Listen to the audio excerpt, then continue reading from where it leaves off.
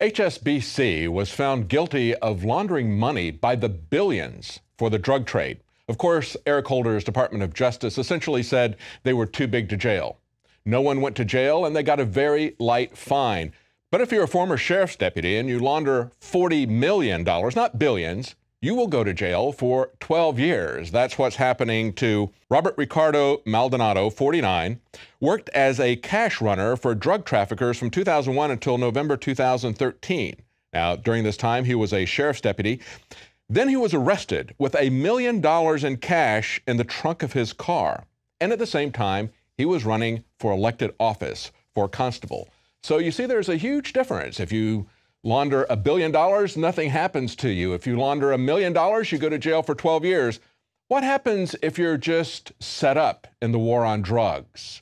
Remember that it was about a year ago that Eric Holder's Department of Justice was saying they were going to take a strong look at these mandatory minimum sentences that were being handed out to first-time offenders, sending people to jail for extremely long times. Of course, that has not happened. But let's look at what was brought to light at the time. This is an article from Think Progress, and they looked at 5 people who were serving draconian drug sentences thanks to the mandatory minimum laws. Those were the laws that were put in by the Reagan administration. Let's just look at the first one here. The man who sold his own pain pills to an informant. Now, this is a guy who was sentenced to 25 years mandatory minimum prison sentence. What did he do? Well, he sold some of his pain pills to an undercover informant who had become his friend and told him that he couldn't afford both his rent and prescription medication. So this guy, Horner, who works in a fast food restaurant, not making a lot of money, and a father, had been prescribed pain medication because of an injury when he lost an eye. Now, because he gives this guy some of his prescription pain pills, he is sent to jail for 25 years. The thing that makes this really egregious is the person who set him up, who befriended him, who told him the lies about how he couldn't pay his rent and pay for pain medication at the same time, was someone who had been convicted himself of a crime and was getting himself off by turning in somebody else. Let's take a look at one more. And of course, this is one that we talked about quite a bit. Someone who was in Montana operating a medical marijuana dispensary considered to be a model of compliance with state law. He was not breaking any state laws, but the feds came after him. What they did was they added a gun charge to his drug charge. They came after him for a large amount of marijuana, which he was doing legally according to state laws. They compounded that with a gun charge and set him up for 85 years.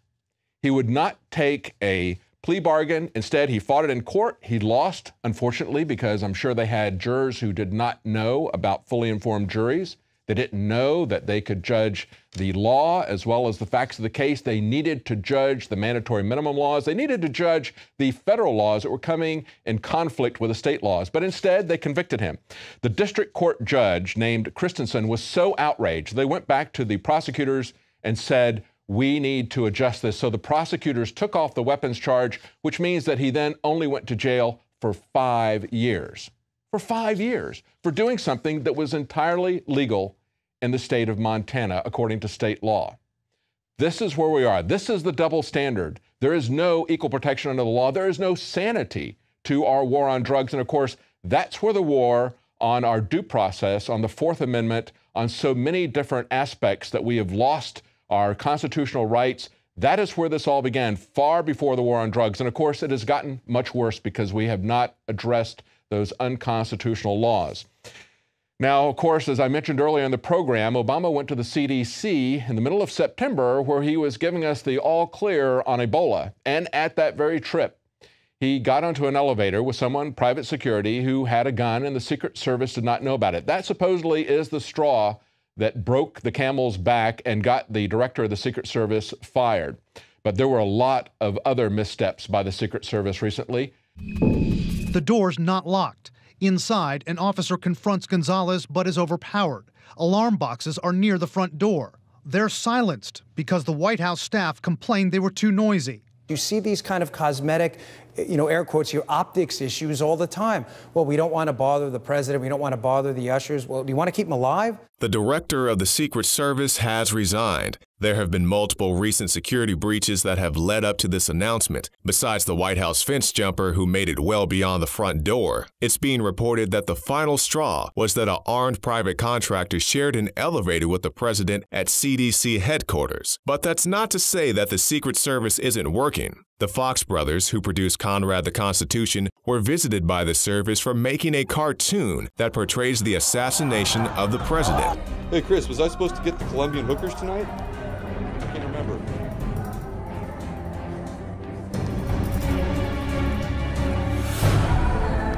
Here goes nothing, Baldy. The brothers were eventually found not to be a threat. Also, when the president came to the LBJ Museum in Austin, InfoWars went in hopes of getting in a question. Even though we went through the process of getting credentialed, we were informed that we weren't selected by the service to attend the president's address. We couldn't even get within several hundred yards of the presidential convoy to get decent footage. This is security theater at its finest. Crack down on the media and keep the reporters at bay, but someone can literally waltz into the White House. You can find more reports at Infowars.com.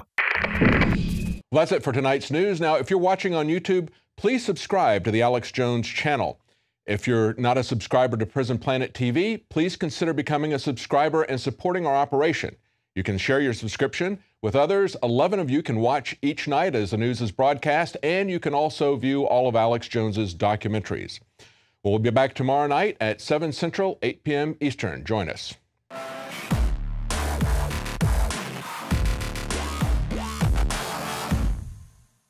Celebrate the spirit of freedom and liberty upon which our nation was founded at InfoWarsShop.com. Molon Lave is ancient Greek for come and take it. This popular design combines both classic Greek Spartan imagery with modern M16 assault rifles. Now available in women's tees and proudly made in the USA. Celebrate the spirit of 1776 with the George Washington brass belt buckle or this incredibly sharp-looking 1776 hat.